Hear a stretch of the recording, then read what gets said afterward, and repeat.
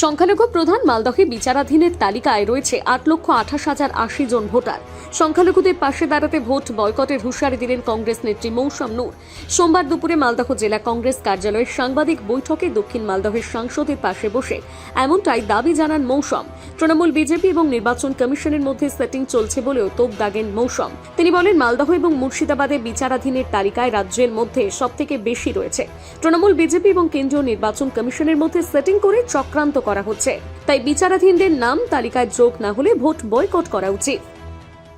8,28,080 vote বাদ গেছে মালদাতে। এডুকেটেড লিস্ট নাম করে তাদেরকে ভোটার লিস্ট থেকে বাইরে রাখা হয়েছে। মেন অ্যাসেম্বলি আমরা যেটা বুঝতে পারছি, পুরো পশ্চিমবঙ্গে 70% মাইনরিটিদের নাম বাদ গেছে এবং মালদা, মুর্শিদাবাদ জেলা ম্যাক্সিমাম মাইনরিটিদের নাম বাদ গেছে এবং এই কারণে তারা বিভাজনের রাজনীতি করছে। কিন্তু কংগ্রেস হচ্ছে একটা সেকুলার দল, কংগ্রেস এটার বিরুদ্ধে প্রতিবাদ করবে। সুজাপুরে 1,34,000 প্লাস নাম বাদ গেছে, রতুয়াতে 1,24,000 প্লাস নাম বাদ গেছে, মালতীপুরে 92 বা 94,000, হরিশ্চন্দ্রপুরে 92,000, এরকম করে বড় বড় বিধানসভা ভালো ভালো আমাদের যেটা কংগ্রেসের বেস আছে সেইগুলো জায়গায় কিন্তু নামগুলো বাদ গেছে। এটা কংগ্রেসের বিরুদ্ধে কিন্তু পলিটিক্স চলছে আমরা মনে করি। এটা যদি সুরাহা না হয়, আমাদের দাবি, আমাদের কংগ্রেস লিডারশিপেরও দাবি যে যতদিন এটা সুরাহা না হয় আমরা চাই না যে ভোট হোক। এবং আমার ব্যক্তিগত এটা মতামত যে যদি এই পরিস্থিতিতে ভোট করানো হয়, এটা ফ্রি অ্যান্ড ফেয়ার কিন্তু ইলেকশন হবে না। তাইলে আমি মনে করি আমরা লিডারশিপের কাছে রিকোয়েস্ট, ডিমান্ড রাখব যে ভোট বয়কট করা উচিত। মৌসুমকে সমর্থন করে দোল উৎসবের পরে জেলা জুড়ে পথে নামার হুঁশিয়ারি দেন জেলা কংগ্রেস সভাপতি সাংসদ ঈশা খান চৌধুরী।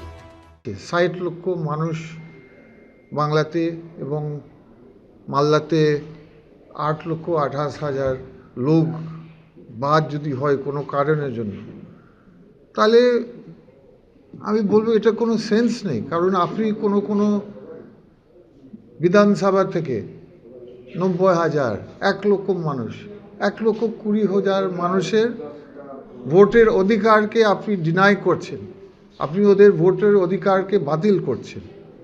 আর ওদের কোনো ভুল নেই, ভুল তো স্বীকার করেছেন ইলেকশন কমিশন যে ওদের সফটওয়্যার ডিফেক্টিভ আছে, নাম সঠিক ট্রান্সলেট করতে পারছে না, ডকুমেন্ট সঠিক পড়তে পারছে না। আর তাছাড়া ঝগড়া চলছে দুটো সরকারের মধ্যে, একটা নাটক চলছে যে আমাদের প্রাক্তন এমপি বললেন ভোটারদেরকে ভয় দেখাবার জন্য, যাতে একটা বিশাল কেলেঙ্কারির মতন একটা হয়। এই দুটোই সরকার চায় যে এরকম ভোট ভাগ হয়ে যায়। আর কংগ্রেস পার্টির মতন শক্তিশালী পার্টি যে আছে তারা চায় যে ভোট ডিস্টার্ব হোক। এ বিষয়ে বিজেপি ও তৃণমূল নেতৃত্ব কি জানিয়েছে শুনুন। ভারতীয় জনতা পার্টি বলতে চাই জেলা কংগ্রেস এবং মৌসম নূরকে যে ওনাদেরকে ভোট বয়কট করতে হবে না। গোটা পশ্চিমবঙ্গই কংগ্রেসকে বয়কট করেছে। কারণ আমরা জানি যে 2011 সালে এই কংগ্রেস দলের সাথে জোট করে তৃণমূল কংগ্রেস কিন্তু ক্ষমতায় এসেছিল। তার পরবর্তী ক্ষেত্রে তৃণমূল কংগ্রেস এই কংগ্রেসকে ছুঁড়ে ফেলে দিয়েছে এবং সার্বিকভাবে আজকে কংগ্রেসের যা পরিস্থিতি গোটা পশ্চিমবঙ্গ জুড়ে, তার জন্য জেলা কংগ্রেসকে বয়কট করার কোনো প্রয়োজন নেই। পশ্চিমবাংলায় 60 লক্ষকে বিচারাধীন করা হয়েছে। এটার বিরুদ্ধে তৃণমূল কংগ্রেস এর আগেই যে মমতা ব্যানার্জি সুপ্রিম কোর্টে গিয়েছিল বলেই 28 তারিখে এদেরকে রাখতে বাধ্য হয়েছে। না হলে ফাইনাল ভোটার লিস্টে অলরেডি এইসব নামগুলো বাদ দেওয়ার যে চক্রান্ত নির্বাচন কমিশনের ছিল, সেটা দিনের আলোর মতন পরিষ্কার। আজকে আমরা কোর্টের দরজা খোলা আছে, আমরা কোর্টে যাব, আমাদের দল রাজনৈতিক আন্দোলন করবে। আগামী 6 তারিখ থেকে মমতা বন্দ্যোপাধ্যায়ের নেতৃত্বে মেট্রো চলনে ধর্ণা চলবে। যতদিন না ভোটার লিস্ট ঠিক হচ্ছে ততদিন পশ্চিমবাংলায় আমরাও ভোট করতে দেব না।